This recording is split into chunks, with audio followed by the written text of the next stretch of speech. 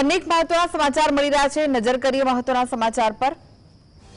CM Bhupendra Patel રાજકોટના પ્રવાસે છે। જે મહત્વના સમાચાર મળી રહ્યા છે। સીએમ ભૂપેન્દ્ર પટેલ રાજકોટના પ્રવાસે છે। 556 કરોડના 41 વિકાસ કામનું લોકાર્પણ અને ખાતમુહૂર્ત કરવાના છે। 5.90 કરોડના ખર્ચે નિર્માણ પામેલી શ્યામા મુખર્જી આર્ટ ગેલેરીનું પણ તેઓ લોકાર્પણ કરવાના છે। તો 20 ગામના 3400 લોકોને પ્રોપર્ટી કાર્ડનું પણ વિતરણ કરશે। સીએમ રાજકોટના પ્રવાસે છે। 3 તાલુકાના 52,000 વીજ ગ્રાહકોને નવા 7 સબસ્ટેશન આપવામાં આવશે।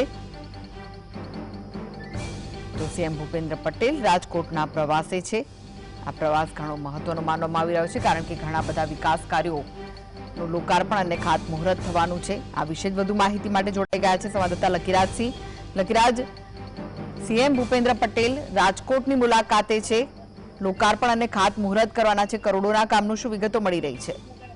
આપને જણાવી દઉં કે રાજ્યના મુખ્યપ્રધાન ભૂપેન્દ્રભાઈ પટેલ આજે રાજકોટની મુલાકાતે છે। આજે બપોર બાદ હીરાસર એરપોર્ટ ખાતે તેઓ આવી પહોંચશે અને ત્યારબાદ 4 કલાકે રાજકોટના રેસકોર્સની જે નવનિર્માણ પામેલી આર્ટ ગેલેરીનું જે ભાઈ રોડ આવશે ને ત્યાં ઉદઘાટન કરશે। બીજી તરફ વાત કરવામાં આવે તો 556 કરોડના 41 વિકાસ કામોનું લોકાર્પણ અને ખાતમુહૂર્ત થશે।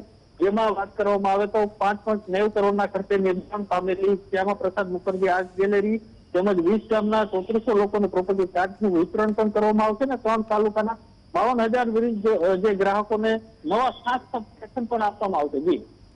જી, આભાર માહિતી આપવા માટે।